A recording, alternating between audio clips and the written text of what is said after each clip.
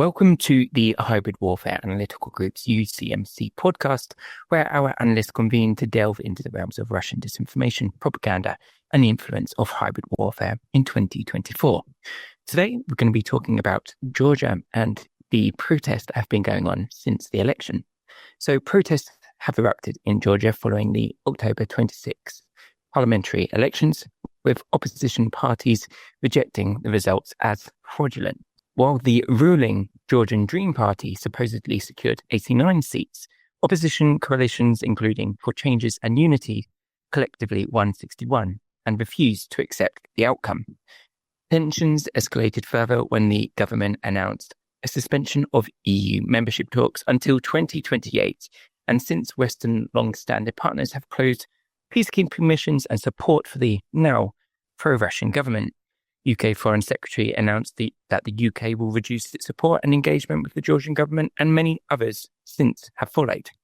Demonstrations in Tbilisi have been relatively peaceful, with, though, violent outbursts, particularly from the Georgian police side.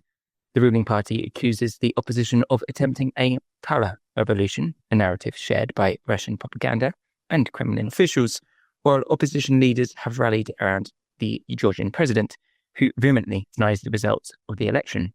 She declared that the current parliament is illegitimate and vowed to lead efforts to restore legitimacy. But before we begin, let me introduce you to my colleagues you all know well now. So we've got Volodymyr and Tori on with us today. And the first question we're going to ask, I'm going to give this one to you, Tori.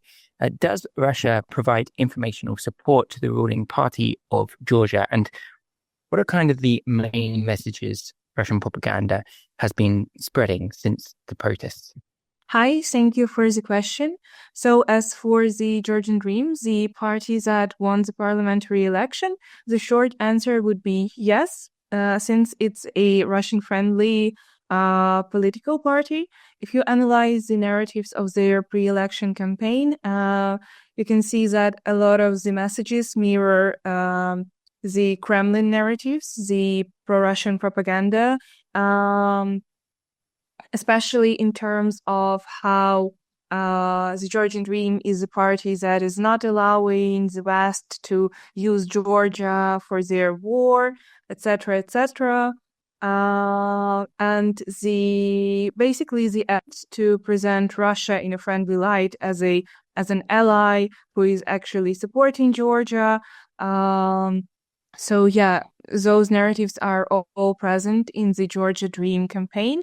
Basically, first of all, it's using its own power, its own influence to allow Russian companies, business opportunities, to allow cultural diplomacy to thrive, such as, for example, the Russian club in Georgia. Among the sponsors is Bedzina Ivanishvili, who is a shadow owner of the Georgian Dream. So, and the Russian Club is basically an organization that promotes Russian culture in Georgia and around the world.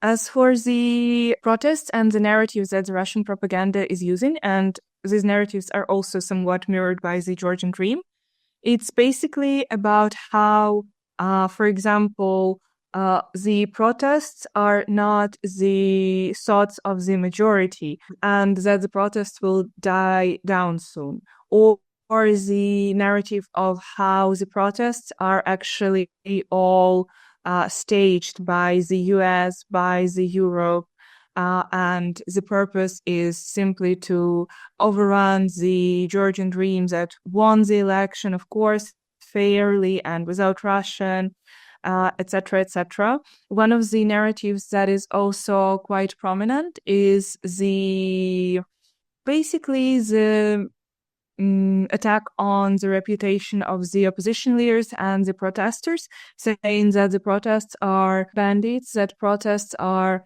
a way to create discord in the society. And in this particular narrative, we can see how Russia, once again, how pro-Russian government and Russia itself are mirroring the crimes they're committing against the Georgian opposition.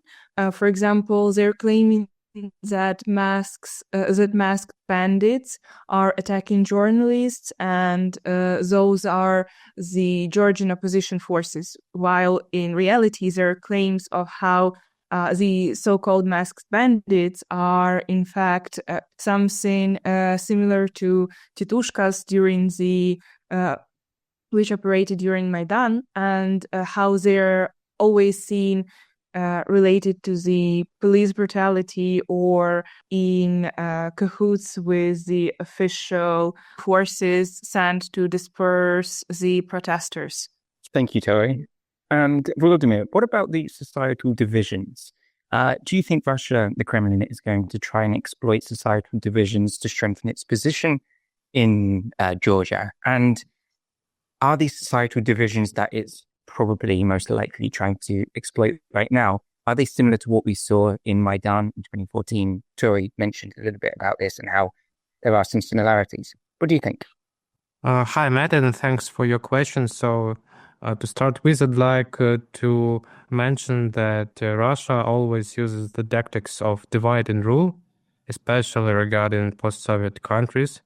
And nowadays, we are witnessing that the Georgian authorities act in the wake of Moscow's interests, because they made a split regarding European integration, and that pose a deep social political crisis which will move forward, and I think it will not be solved after the new elected president Mikhail Kavalishvili will come into power, because many observers call him like a puppet of Georgia's dream master Ivanishvili. From my perspective, Kavalishvili is a former football player, and he even did not achieve the appropriate education. That is the thing that after two previous presidents, which were elected with initial support from Georgia Dream, but then they turned into or tried to pose themselves as independent actors of Georgia politics. That was perceived by Ivanishvili as his personal mistake, and now he tries to put into the presidential cabinet his completely controlled person. And that pushed Georgia to the situation of political crisis if current president Zurabishvili will refuse to withdraw. Her authority ends after December 29th. So we will witness the clashes regarding the attempts of the new elected President Kavalishvili to siege the President Orbeliani Palace, administration of Georgia's president, and end of December we will come to the crucial moment of this political crisis, even a bloody skirmishes and clashes between protesters and police, which will burn last bridges between current ruling party of Georgia and European Union. Thank you very much, Volodymyr and Tori, for your short analysis on this situation. It's an evolving situation, so we'll be sure that we follow and analyze further developments. If you want to get acquaintance with deeper analysis on Georgia and the protests and everything which is going on there concerning disinformation from the Kremlin, please visit our website where you can read our deeper analysis on such material. Thank you, and until next time.